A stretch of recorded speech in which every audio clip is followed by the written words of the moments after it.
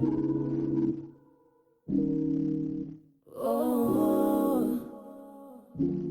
welcome to my delusion. You've made it. The world This is ain't your quiet perfectly now and curated it's just podcast. us. This is no filter, Welcome to the no Savon fluff, just Experience me Pillow Talk in my Solo pajamas, Edition. telling Your it safe like it space is. to reflect, You exhale, ever and needed a get space real. to just breathe, I'm your to host, feel seen Savon, and and judged, a tonight little we're less alone diving at deep. night? So get comfortable, That's take a what this breath, is. That's what and Pillow let's Talk is. talk. Every week I'm pulling up with the real solo. No guests, no edits, just you, me, and the truth. So go ahead, get comfortable. You're tuned in into the Savon Experience. Pillow Talk Solo Edition. Let's talk.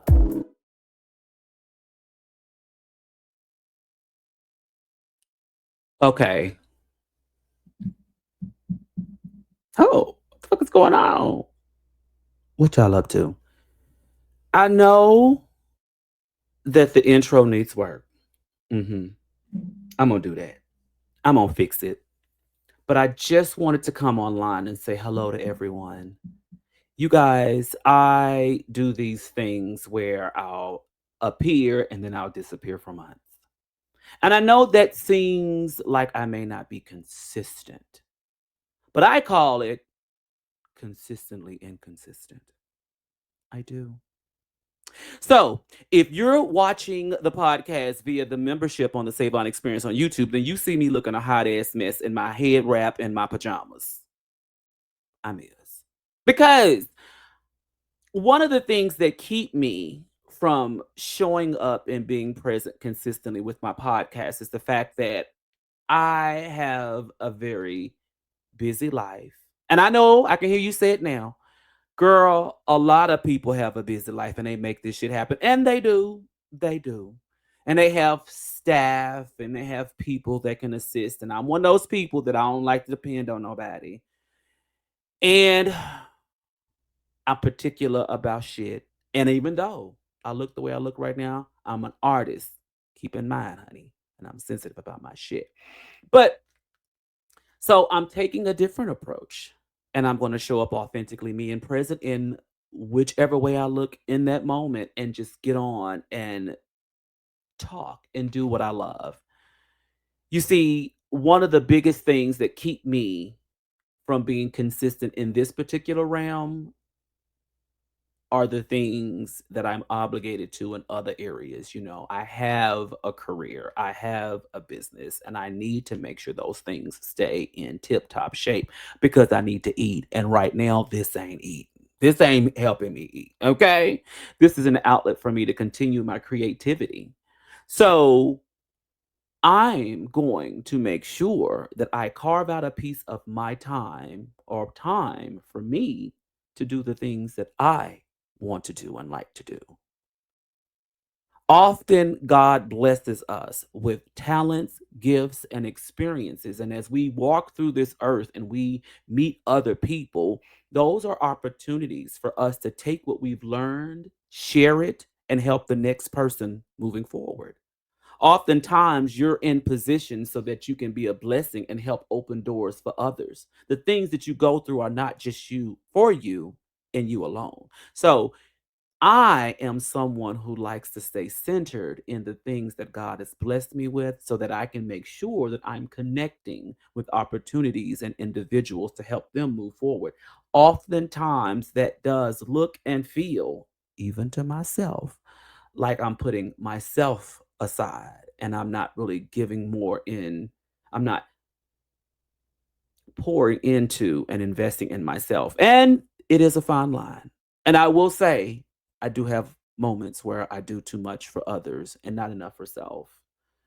But it's also as an empath, someone who feels everything in the world today, and people who are my friends, my loved ones, my coworkers, I feel what they feel. And from a society perspective, 2025 has been very interesting to say the least.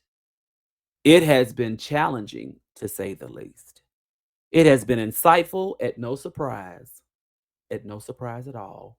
and has been educational for a lot, or for a few, however you want to look at it, that did not realize that world that we live is not that different from the world that we lived in not even 100 years ago.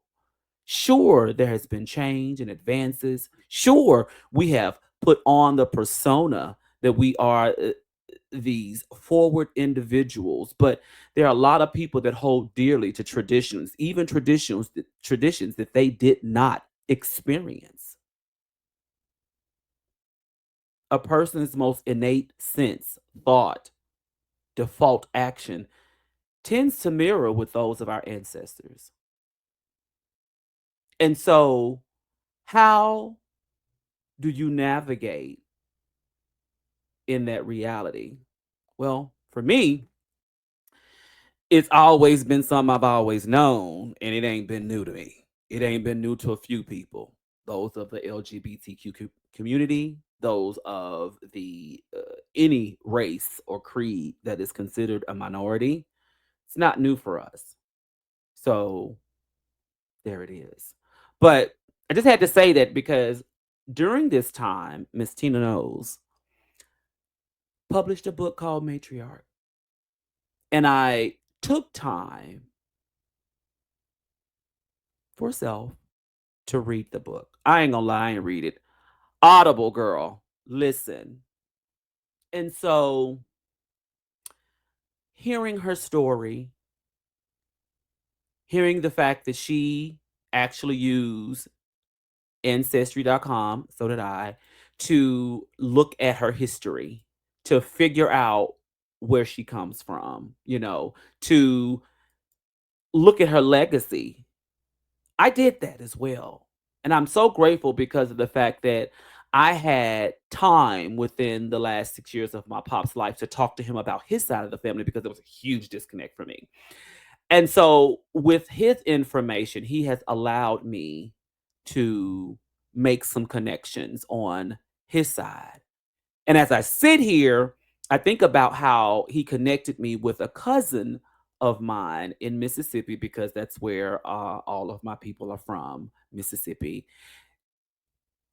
which will allow me to continue um, doing my research. And I'm going to use her as a resource as well and get to know more of the other side of my family, the Bowles. You may find them BOLES in history, and you may also find them BAWLES. Story there that we had family that passed as Caucasian. So that side of the family during the time which you really didn't associate with your white passing family members, and of course those who are obviously African American, they changed their name to BAWLES to be more white passing, to have a different legacy. I'd like to think to also be able to assist and help those of our darker complexion in our family, right? Because money, opportunities weren't widely available. So that happened. But anyway, I'll not dive too much into that. But Miss Tina knows, I just want to say thank you so much. If you ever hear this video and or hear this podcast, and you may not, but I'm putting it out in the universe. Miss Tina knows. Bad Teeny. Thank you for taking the opportunity to share your experiences with us. And I know how vulnerable that makes you. Thank you for doing the work. Thank you for everything that you have brought to the culture, to our society, to us as people of color. Thank you for sharing not only vulnerable moments of your past, but also tidbits that follow along with your story, with your children, your daughters, Kelly, Michelle, Beyonce, Solange, Angie BNC, your sisters, all of them. It really helped inspire me. The fact that at 70, you're still learning, you're still growing. You talked about how you too share similar you know, traits as we all share where we put ourselves last. So you have helped me you have helped reignite what I knew that I needed to do for me, carving out space for me to still be able to exist in all of these lanes. And so, sorry, got a little choked up. This first episode of me coming back and just talking to others and just giving you an update on my life from the Savon Experience podcast is hugely dedicated to Miss Tina Knows. And just thank you for sharing your story. If you guys haven't gotten the book, if you are not an avid reader, but you are someone who likes to listen as you go and work and navigate through your life, I strongly suggest you going and downloading her book via Audible. Absolutely. I think it is definitely money well spent or credit well spent if you have credits with Audible. So I say that. So thank you, Miss Tina Knows, for sharing your experience with us. All right, y'all. So listen, I'm going to make this short and sweet because I am going to be dropping in, giving you regular episodes, and it would be just my thought, things that concern me, my experiences, my daily life. It's really going to be the podcast is really going to be just an online journal of things that I don't mind sharing because there's lots of things that I don't want to share.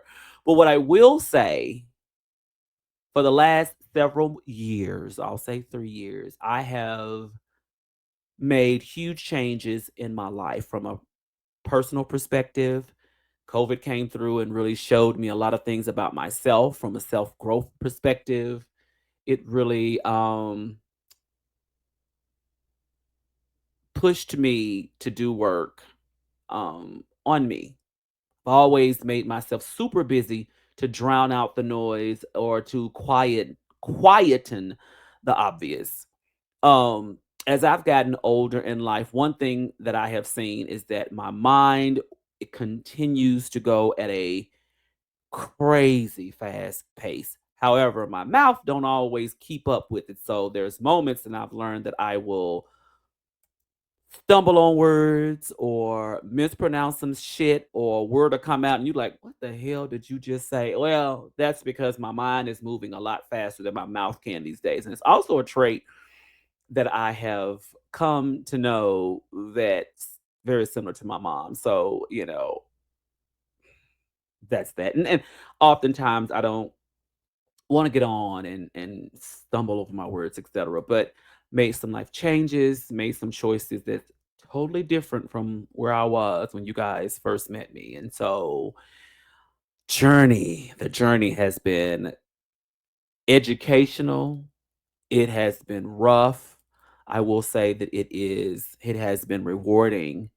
Um, I don't always share my personal life as far as relationships, etc., with people, and I do that with intention because it seems that once you open that door to others, I don't know about y'all, but especially I've seen in the gay community, honey, girl, once you open that shit up to social media, etc., bitch, it blows apart because I think there are just so many distractions and things, and I just really feel like I want to keep that part of my life private and with intention. And a lot of people who do that, I see they have successful relationships. You are allowed to navigate through your challenges without the judgment of the world, without feedback of everybody else, without the stress of having to look like the couple of the year. So during this time, one relationship ended, a relationship ended of several years and a new one started, one that I was not looking for, one that I was not trying to even have. I wanted to be in these streets. I wanted to show the other side of Savon one because when I had gotten into my previous relationship, I was 394 pounds, honey. I was a big girl. And if you've seen any of my old videos from decades ago when I first started my YouTube journey, you will see that I was a fluffy wuffy, honey. I was big mama, literally. And so being single, navigating in the streets where you have a new body, you have a new mindset, you have a new audience. And so the one thing that made me extremely trepidatious about getting back out there and meeting someone new and allowing myself to grieve and mourn the ending of the previous relationship. I didn't want anybody that I felt would be superficial, because one thing, when you come from being when you're a BBW normally, naturally, a thick girl, dating post surgery, much like transitioning, with the new body, you definitely have a different audience. You have a different target audience, I'll say.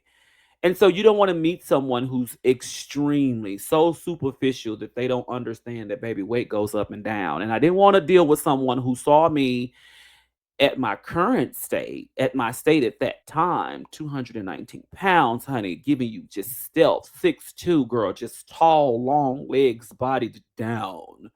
When I tell people at the time I was 219 pounds, they just didn't believe it. Didn't believe it. They was like, no, that's a lie, girl. You're not. But dating in a world where I've dropped over 150 pounds, the people who are attracted to you, they're vastly different from those that were attracted to you when you were heavier. And so when I embarked on this new journey of being outside, because I wasn't looking for another relationship at all, wasn't, not, can't, ain't, were the words that I used during that time. Um, I wasn't looking for a new relationship. And, but I put myself out there to mix and mingle and jingle, lick and lap, girl, do the things of the things. And I interviewed harshly. I used my interview skills and really talked to people. And what I learned during that time is that, one, didn't shit change from 12, 13 years ago when I was out there. Oh, but that's a story for another day. What I will say though is I wasn't looking to find a connection. I was looking to feel a specific need at that time. I didn't want to open myself up again.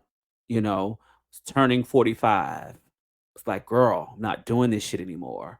You know, the lessons that I learned in my previous relationship um, confirmed what I've always known about the possibility of love, that you can find someone who's decent, who's genuine, who's truly there for you.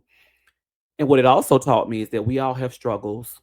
We all have things that we work towards, all have challenges. We're not perfect people. And although I knew that we weren't perfect people, and I tried to keep, no matter how hard you try to keep an open dialogue, an open conversation about challenges and things, once the heart gets involved, you would be amazed at how it changes people's um choices and challenges. Things that we talked about so openly before, we could no longer talk about. I could talk about, but we collectively could no longer talk about, because now you've got that whereas friends, you could talk about anything, give feedback, it'd be taken as feedback, it'd be taken as constructive. But now when the heart is, entangled, it's like, oh, this is going to hurt their feelings if I say this. I don't know how to really handle this. And so challenges and things that you feel that you can overcome, you find out that you can't overcome. And you find out you don't have the same ability to communicate those challenges with your partner. So it ends up being the one thing that causes the biggest rift in your relationship. And so that, in a nutshell, because I won't give specifics, because I do believe in the fact that I want to keep things private that are private. But what I will say,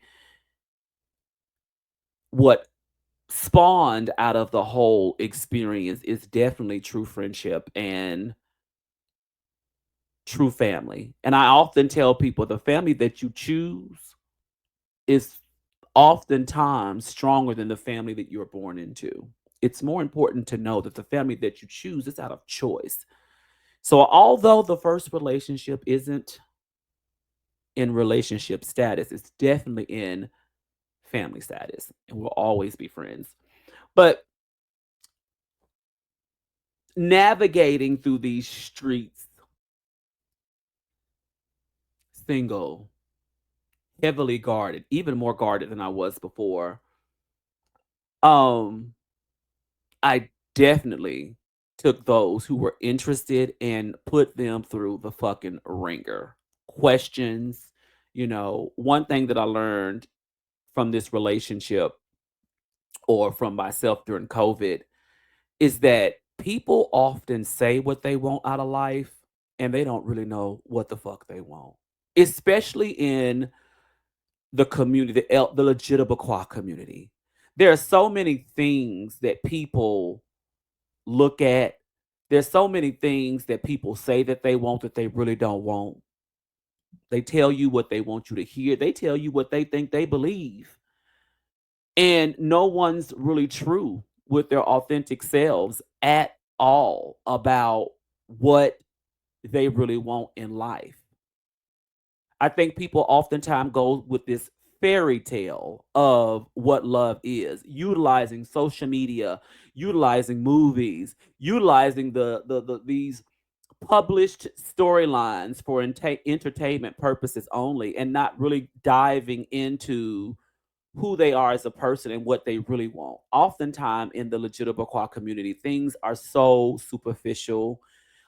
Most of the people in the legitimate community, most of us didn't really have opportunities to date and explore dating until we were well into our 20s and 30s because, coming from the 1900s, when you were young in your childhood, you did everything that people wanted you to do. You never did anything for you. And let's not forget, during that time, honey, it wasn't safe to be open and out. And even if you were open and out, you didn't meet anybody else who was really open and out. Most people are in the closet about what they like, especially from my experience. People in the closet, they either didn't like feminine, they didn't like femininity, they didn't like anyone from the trans experience, or they just didn't want anyone to know that those were their interests.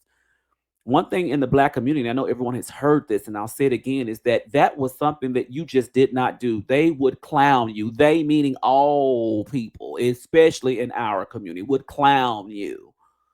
So a lot of people didn't have the strength to be themselves.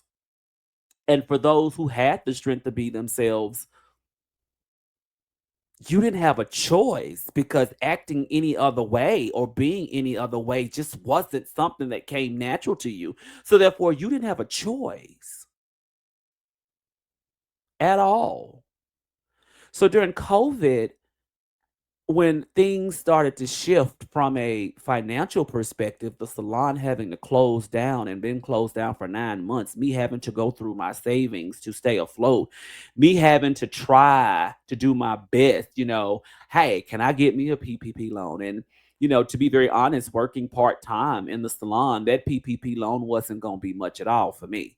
So it wasn't something that was available to me. So savings, other options that the SBA offered. I think it was the pandemic um loans that they would offer. I had to secure or work through all of my savings. And so the salon was in a state that I never thought that it would be. I never thought a day in in my life that I would ever be in a situation, as long as I'm able to do hair, that I wouldn't be able to do hair because we were closed. We were forced to not go in the shop. We were forced to close our business because we were going through a pandemic and people were dying. And so having to mourn the fact that, am I going to lose my business, and people are losing their jobs. Thankfully, I worked in the corporate space where that didn't affect me at the time, but it was affecting people I love and people I know. And so things were tight. You held on to every bit of income that you had, and you didn't make any drastic financial changes that could land you on the other side of things. So the relationship ending, COVID happening, business and life as I knew it was in a territory that I had never ever experienced before. And then learning all these things about myself, why with all the things that happened recently in the relationship, why was I still in the relationship? I had to question myself. Then also learning that as much of a socialite as I appear to be, I'm not that. I am someone who really loves being by myself, not talking to anybody. Okay with working remote and not seeing anyone from the office or any of my friends. The one thing that I missed was most likely my clients, because that's where I was able to get some of that relief on talking about things. And the salon, as people know, and Miss Tina talked about this in her book too. The salon is a space for networking. It is a space for people to come talk about the things that they're going through. It is therapy.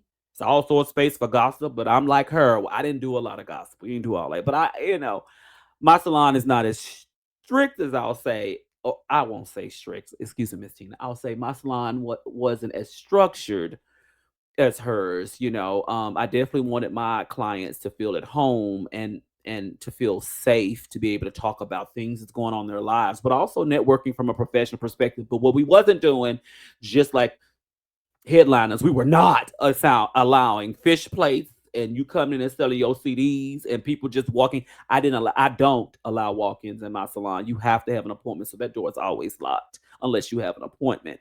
Um, and we didn't do a lot of foolishness. And I wanted to make sure that my folks in my salon were able to vibe with each other. So if you had a certain spirit, as I'll say, or a certain vibe that didn't fit the culture of the salon, you were messy, you were all these other things, then all money ain't good money. So you just couldn't get a spot in my chair. And so missing the interaction with my tribe and then going through learning who I am as a person and salon not being open and just facing the reality that the relationship that I'm in, I knew it was over. And then how do I communicate that? And then how do I also navigate putting myself back out there, because I had missed so much in the relationship. There were things that I longed for that I still wanted. And I didn't know that I wanted at all. I had no clue that I wanted what I wanted until I was out there. However, walking into a new space where I'm having to get to know people, I'm having to have those conversations that I don't like having, getting to know people, having to weed through the bullshit of people just lying just to get what they want. I had never seen so many thirsty ass people just lying just to have a moment with someone. Why? That's crazy to me.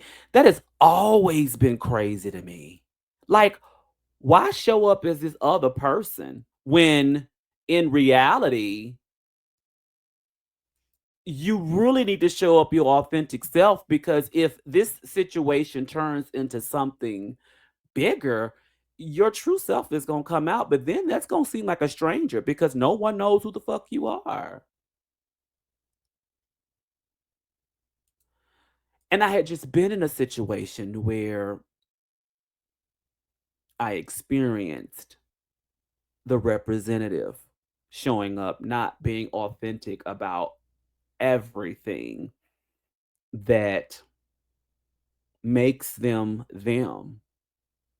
So I didn't want to walk back into that. So I went through the process of dating, or dating is a strong word. I ain't do that. Interviewing people and talking and weeding through their bullshit. And there was just so many people weeding through that bullshit. And I just so did not want to be bothered with that at fucking all. But there was one person that I would continuously come back to. And I can't explain why. Initially, when I ran across this particular person's profile, I I don't know. I paused. There was something about them that seemed exciting.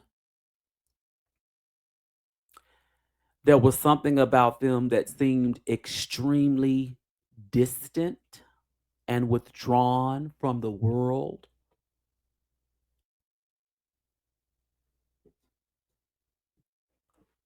There was something about them that was a part of me that said, nah, don't do it. Don't reach out. That's not good for you. I don't know why I felt that way. I knew nothing about this person. Their profile didn't say anything that made me feel that that was the case, but there was a look in their eyes, or shall I say, a lack of something in their eyes. There was a depth that seemed untouched and undiscovered. There seemed to be darkness there. And a lot of people, when they say darkness, they think of it as bad. But I thought of it as I want to know more. I want to see what's going on with this person. As I stated earlier, I'm an empath, right? So there was this desire to play with fire. And it also seemed like that was fire too, right? I had been in something that was so, I'm not gonna say it wasn't bad. It was great. Everything was great. There, whatever I wanted, I got. Whatever I needed, they did. Whenever I asked for something, they did. If we had a conversation about something that needed to be corrected, it was corrected. Um, but there were things in my previous relationship that made that boring after a while. And I say that respectfully because it didn't seem like, you know, it didn't seem like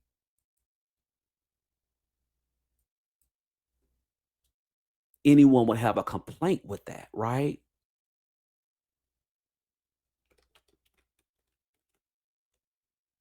And why didn't that work, right? It seemed like everything was great. It wasn't great because the things that pose challenges um in our lives, they become the thing that breaks you apart. You know what I'm saying? Um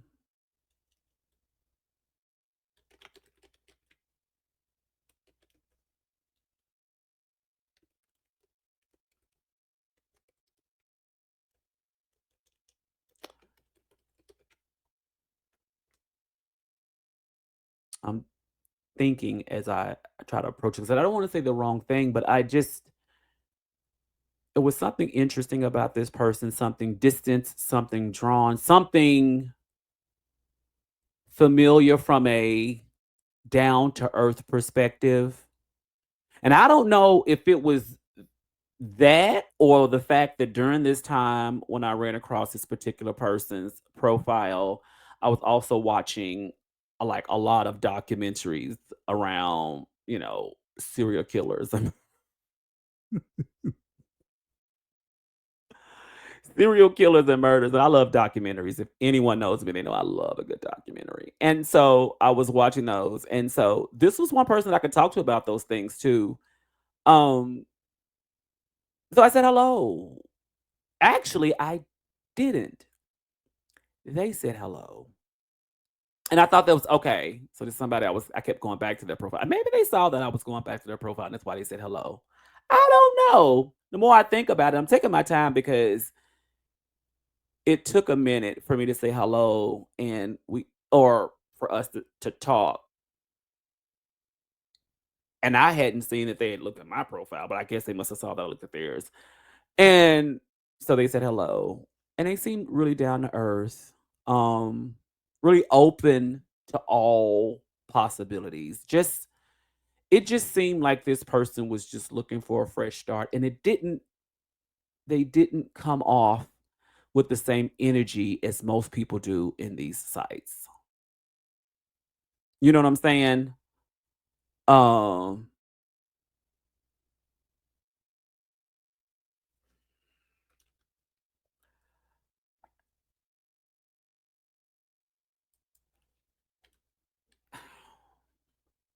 I need a moment. Just give me a moment.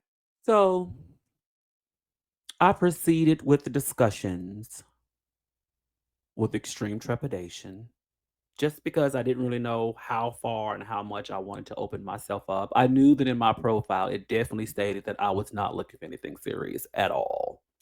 Matter of fact, it stated I didn't know what I was looking for. So if you were looking for anything instant, looking for anything long term, or looking for anything outside of a chat right now, don't even message me because I'm not going. I'm not doing anything. And I think that a lot of people must have thought that. I guess people say that and don't actually mean that, because there were several people who chatted and then was like, damn, you ain't trying to do shit. And I'm like, my profile said I wasn't trying to do shit.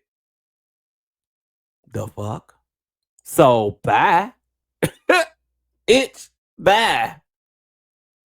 I didn't have that layer of thirst or need for something physical because I was missing something. Because in my previous relationship, I mean, it had been what I thought at the time satisfactory. We met each other at a time that we both needed what we received and both needed what we grew into. Um, so I wasn't looking for that. And that's the importance of being able to have an experience of dating in the community, like doing some wholesome out I don't want to say wholesome, but dating with intention and not dating to just physically meet a need, but dating with intention. The difference between that is that you allow yourself to know who you are and you allow yourself to know what and who you don't want. Prior to my past relationship, honey, I was just out there doing everything that everybody else was doing. And then at home, feeling there are days I felt like, Jesus, this is not enough. I don't like this. I want to be able to feel a connection. And what I will say, once I got in a relationship, I understand what people was talking about, honey. Enjoy being fucking single because, girl, especially when you start living with each other. Oh my God, which is another thing I said I would never do. But anyway, we'll talk about that another day. I was just like, oh my God, girl, like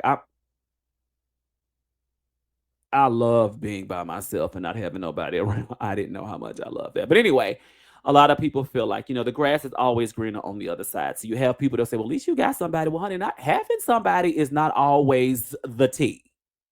Having somebody is not always the prize. Having somebody also includes having their problems, their issues, their family situations, their background, like all their traumas. And if you've not dealt with your own traumas, how dare you try to get in a situation with somebody else? Because then, let's say they are ready for something, and this is I got loud because it feels like I feel attacked, right?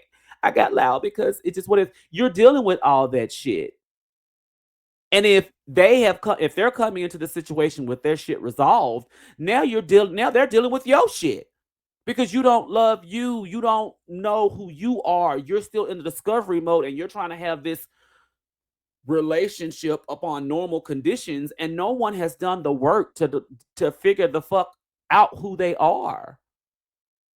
So then they have to deal with your issues, or you have to deal with their issues because they've not resolved their issues. And I don't think people understand when you get in relationships, if you're not ready, if you can't stand your fucking self, or if you don't know who you are, or if you don't feel like you can be your authentic self, then there is no need in you getting into a relationship with somebody else because you have to do the work. And I felt like I did the work getting into my last relationship. And even though when we started that relationship, it wasn't supposed to have been a relationship. It was supposed to be a wham bam. Thank you, ma'am. And then we started out talking and being open. And then at some point it shifted to where we couldn't. And I say we because I'm not placing blame anywhere. It was a collective that I guess we couldn't be authentic on all realms. I tried to be. I whatever bothered me, I would communicate and talk about, but it just seems like I don't know if they receive that. And I think some people feel like, well, I have this situation, I have this person, it's better than not having anybody, so I'll just do what I need to do. And although I get it, it comes from a place of trying to make it work. But if it's something that doesn't fit you, doesn't suit you holistically, you're only bartering or compromising temporarily because that what you need is not going to go away. Thanks, A for effort, but in the end, it causes real pain because choices are made that causes real pain that affect real people involved. So you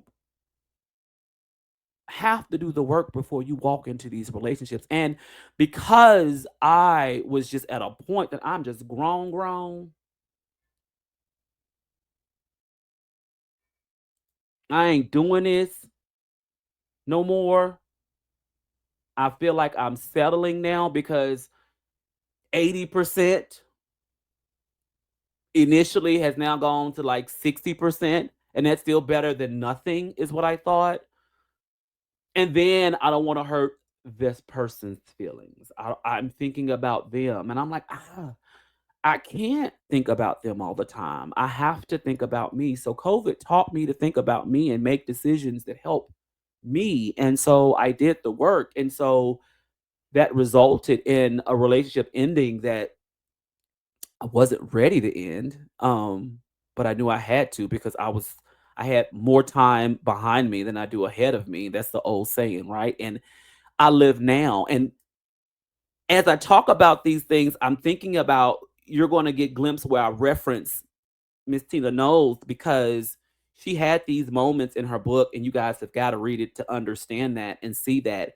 And I was just happy to be able to make that decision for myself. And I've always been able to make difficult decisions, regardless of who, where, when, and why, as far as people are concerned, agreed or disagreed with me or what they thought about it. I've always made decisions for me. So I made the decision and I had the conversation. And initially I was like, let's just see what's going on. Let's just open things up. And, I've never done that before either, but still moving in a space where I'm thinking about the other person and kind of still putting what I want and what I need to the side.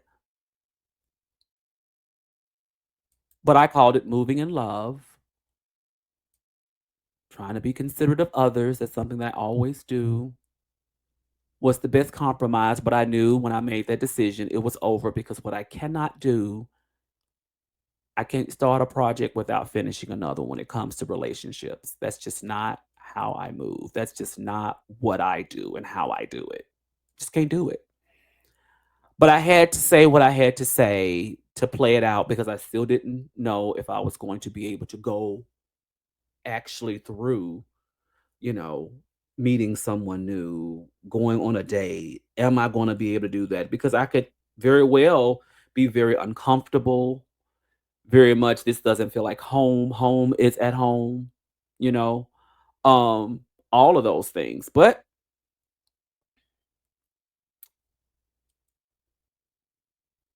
so I didn't know. But anyway, opened myself to other people and start talking and definitely weeded out several. And you know what else I learned? Listen, cougars, I know I have played about talking about being a cougar. I have played like that's my destiny, girl. I'm gonna be Mrs. Johnston, honey. I'm gonna be all of that, girl. I'm gonna be the cougar of the cougars, girl. Because I'm gonna have me a younger man, honey. 10 years, not too much, I have me a younger man, girl. Because women when we get older or those who identify with it's just different. But it was some young ass motherfuckers that was out there trying to talk to me, and I'm like, girl, bye. I'll say hello. That's cute. You think I'm cute. You think I'm fine because that does something to your ego. Just knowing that you've been off the market for so long. And y'all, I don't know about y'all, but when I'm in a relationship, I don't know if it's a vibe that I put out or not, but it wasn't like folks was coming for me when they weren't trying to holler at me. They weren't trying. I mean, social media stuff, they'll say some things, but like in real life, like folk wasn't just coming up. Like I'll be out at places if I'm in social settings, people would notice me, but no one was really coming up and trying to get to know me and all the other stuff. So I don't know what that was about. But when I was single, baby, it happened all the time. But so being out and seeing with this new body, this new change, always losing the weight and being an older woman and having this wonderful experience of knowing who I am and knowing what I want and no longer settling, being able to say no comfortably without feeling like I'm missing out on the opportunity. Girl, fuck your opportunity. Okay. This does not seem to fit well in my life with my brand. And then having someone that did respect me, did value my responses and my opinion, did do the work to show up and be consistent. Although not perfect, neither was I, but just a good person. Because please understand, my ex is a good person. But having that and knowing, bitch, I don't have to go, I'm not stepping down at all. I'm not finna go down a notch, bitch. I'm not gonna let you come in with all this foolishness when I have clearly experienced someone who at least knew what they wanted in a sense and was able to do the work. I wasn't going back to talking to anybody who wasn't gonna do the fucking work. Bitch, bye. Um, so having that empowerment while dating and while being out definitely gave you the courage, the ability, the the justification to be like, no, I see what you looking for. You said one thing. If you say you looking for a relationship and you looking to get to know somebody, and the first thing you do when you send pics is a dick pic, ass pic, something vulgar and all that other shit, bitch, your actions don't align with what your words said. So I already know, and often in this world, in the legitimate community, that's exactly what they do. And I'm like, it's not a judgment because I'm not gonna act like, oh my God, I wasn't happy to see it because sometimes it was like, okay, girl, I see you. But that did let me know what you was looking for. Thank you for that. And good day. While I save this pic to look at later. Mm, But I'm not gonna talk to you. You know? So one moment. Basically, where I'm going to, because I feel like I've been all over the place on this episode. I'm going to do a part two of this because I decided to, in summation, take the dive and give the person who seemed to be more consistent, who didn't talk about sex all the time and was just really seeking a connection, but also seemed to have been far and removed from society. And I like that. I don't want anybody who's so far out there where they bring all that extra shit. I like being around other people who's an introvert. I'm social, right? I'm the social butterfly of the two, right? But the fact that I really prefer not to be social, I want to be with someone who prefers not to be social so that alone time together doesn't seem so odd and weird because I require alone time, either together by myself or with my dogs, my fur babies. So, what I want to start doing in my podcast is just journal some things and some thoughts and have the conversations around things that's happening today in my honest opinion. And that's the strong word is opinion. We're all entitled to an opinion.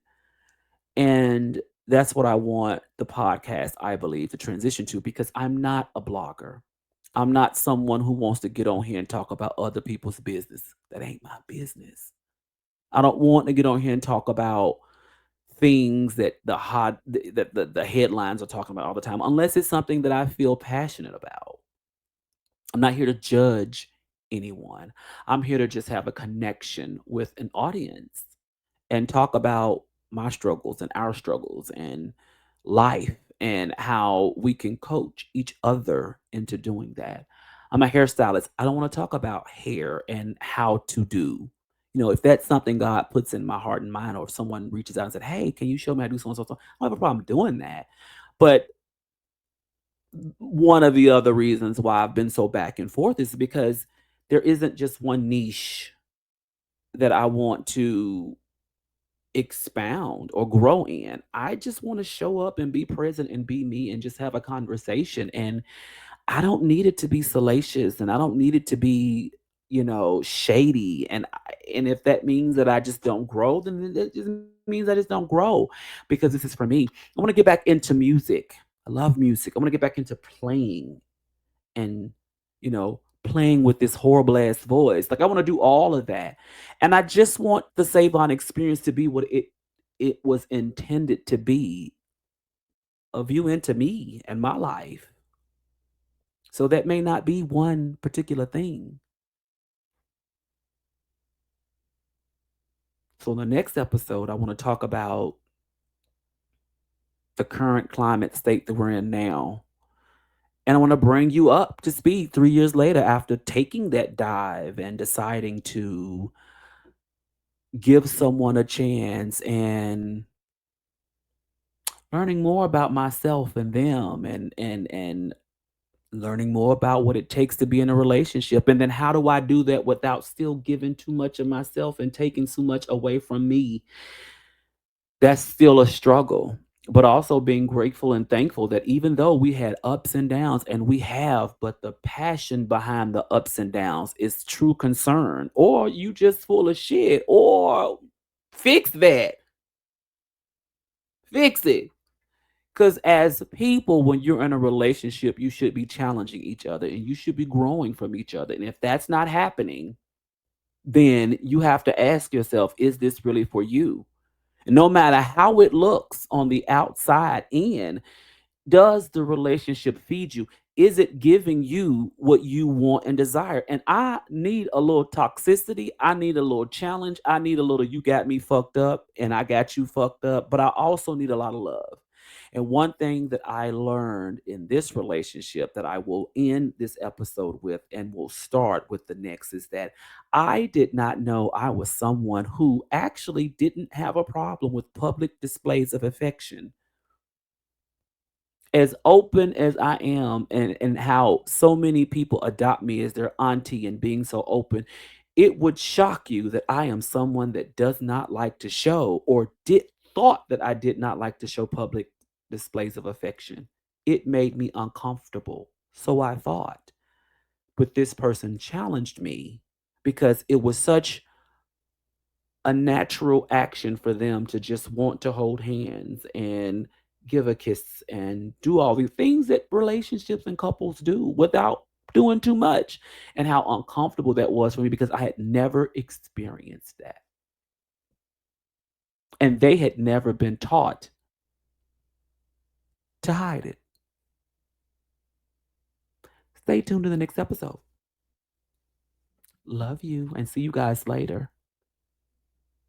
Slide into the quiet space where the moonlight touches grace. I'm speaking Thank you for sharing this moment with me. Remember, grace isn't just for others, it's for you too. Until next time, this has been the Savon Experience Pillow Talk Solo Edition. Be kind, be soft, be you. let it flow. No mask, no noise, just my truth in the dark. Laid back whispers straight from the heart. Let the world now come and walk this walk. You're deep inside the Savon Experience. Pillow talk, pillow talk.